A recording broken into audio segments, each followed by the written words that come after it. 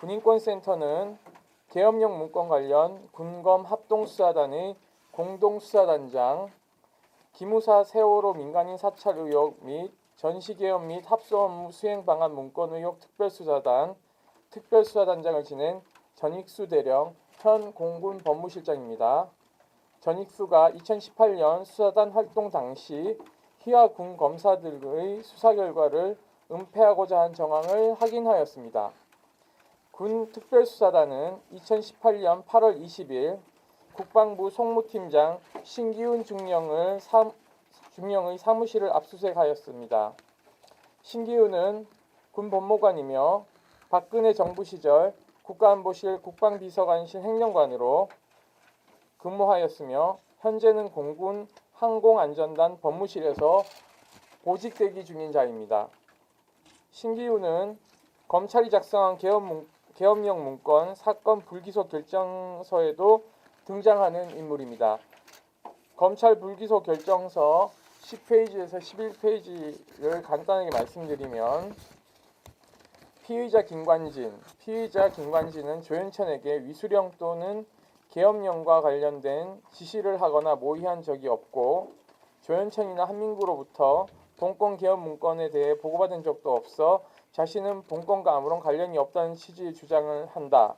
그러나 피의자 김관진은 2016년 10월경 국방비서관실 행정관 신기훈에게 북한 급변 사태를 가정하여 계엄 선포 등을 검토시켰고 그 과정에서 위 행정관으로부터 국회의 계엄 해제 요구 시 대처 방안과 계엄사령관을 육군참모총장으로 지정하는 방안 등에 대해 보고받았는데 위와 같이 보고받은 방안들을 본건 계엄 문건에 포함된 내용과 일부 유사한 측면이 있고 라는 대목이 있습니다. 2016년 10월 신기훈은 김관진의 지시에 따라 뜬금없이 북한 급변 사태를 가정하여 대한민국 전역에 비상계엄을 선포할 수 있는 명분을 마련하여 보고한다. 이때 만들어진 문건은 국회가 계엄 해제를 시도할 때에 어떻게 이를 저지할 것인지, 국무회의는 어떻게 운영해야 하는지를 중심으로 구성되어 있다. 문건은 남한 지역에 직접적 무력 충돌이 없는 상황에서 북한 급변 사태가 남한의 행정, 사법 기능을 마비시키지는 않을 것이기 때문에 비상계엄을 선포하는 것이 어려울 수 있다고 본다. 그러나 북한 지역이 헌법상 대한민국의 영토에 포섭되니 북한 급변 사태를 빌미로 한반도 전역에 비상계엄을 선포할 수 있다는 황당한 논리를 제시한다. 신기훈은 이 문건을 바탕으로 북급변 사태 시 긴급명령 관련 검토, 즉 소위 희망계획의 일부가 되는 공문서까지 만든 것으로 확인된다. 당시에는 북한의 급변 사태가 발생한 것도 아니었고 관련 징후가 포착되었던 때도 아니었다. 오직 박근혜만 공식석상에서 수시로 북한 급변 사태를 운운하며 북한 주민의 탈북을 권유하는 발언을 내놓았을 뿐이다. 게다가 청와대가 만약을 대비했다고 치더라도 국가안보실이 군사대비 계획을 세운 것도 아니고 느닷없이 남한의 계엄령을 선포하고 국회를 무력화시킬 방안을 검토했다는 점은 쉽게 이해할 수 없는 대목이다. 북한 급변 사태로 남한 사회가 혼란에 빠졌거나 전면전이 발발했다면 괴상한 법리 검토를 하지 않더라도 현행 계엄법에 따라 계엄을 선포하면 그만이다. 군인권센터는 신기훈이 김관진에게 보고한 위 문건을 확보하여 그 내용을 공개합니다. 여러분에게 배포한 이 문건입니다. 이 문건 전체 내용이 길기 때문에 이 문건을 제가 다 읽기보다는 이것에 대해서 중요한 부분만 발췌해서 설명드리도록 하겠습니다. 보시면 빨간 줄에 후술하는 바와 같이 북한 지역을 한반도 영토 내로 판단하는 경우 같은 논리를 통해 남한 지역의 계엄 선포도 가능할 수 있다라고 언급하고 있습니다. 북한 지역이 한반도 내의 영토라 판단되는 경우 위 급변 사태로 인해 사회 질서가 교란되어 행정 사법 기능이 곤란한 경우에 해당함은 당연하다고 보이며 위 사회의 질서 유지를 위해 계엄 선포가 필요하다고 주장할 수 있을 것으로 보임이라는 것이 있습니다.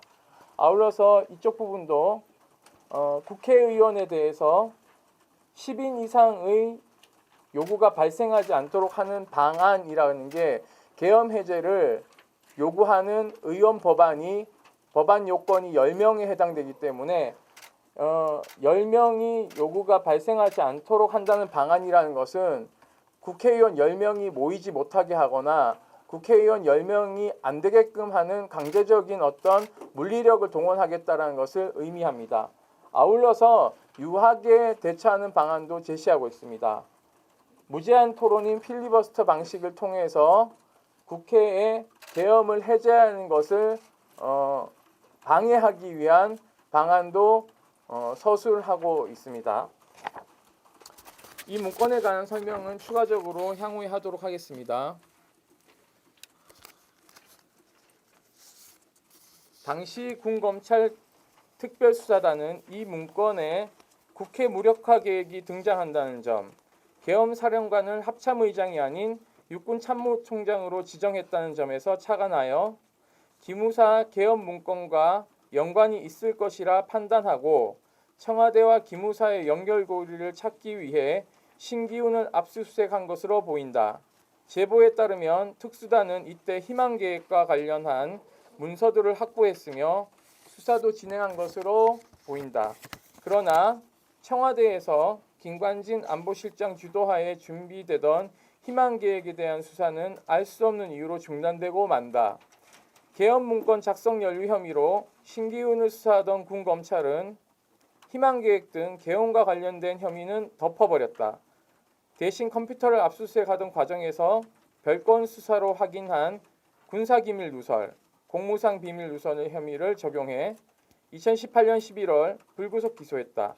신기훈이 전역 후 김앤장에 취업할 목적으로 군사비밀을 넘겼다는 점이 군사기밀 누설, 2018년 6월에 공군 상사 진급 예정자 명단이 공개되기 전에 이를 미리 보고 평소 알고 지냈던 중사에게 진급을 축하한다고 문자 메시지를 보낸 점이 공무상 비밀 누설이다.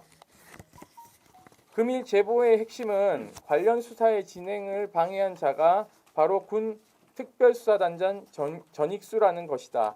전익수는 신기훈에 대한 계엄 수사를 대충 마무리 지었을 뿐만 아니라 신기훈과 관련한 수사 내용은 자신은 알지 못하는 내용이라며 희화 군 검사들에게 보고도 하지 못하게 하였다고 한다. 심지어 전익수는 이 건에 대하여 추가적인 수사 의지를 피력한 법무관을 특수단에서 쫓아내버렸다.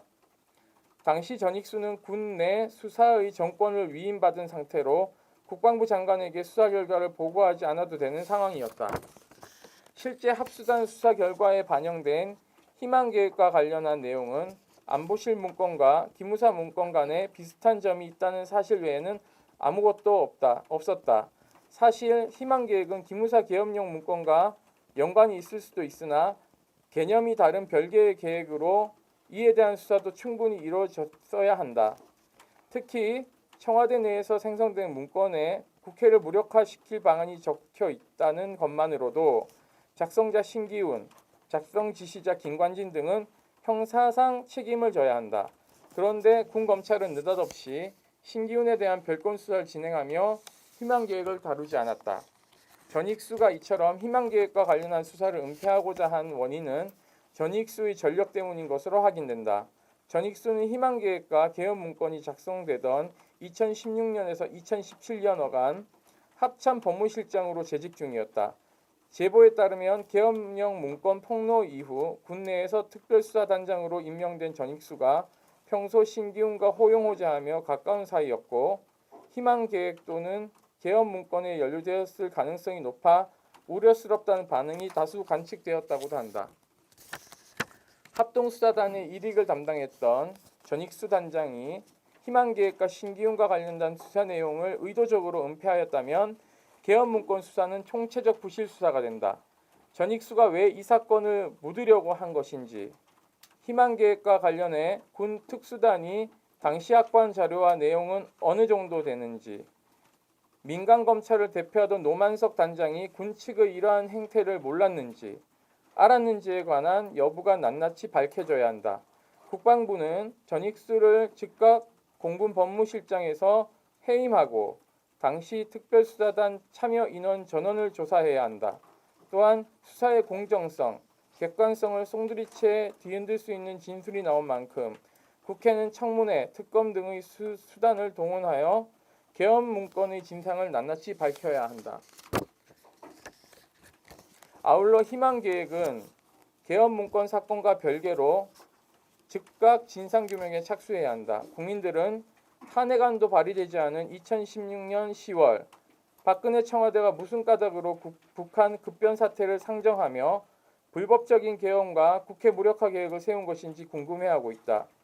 기무사 계엄 문건 수사와 별개로 청와대에 들어앉아 일찍부터 불법적 계엄 검토를 지시한 김관진을 즉시 구속하고 희망계획과 관련한 일체의 의혹을 낱낱이 규명할 것을 촉구한다.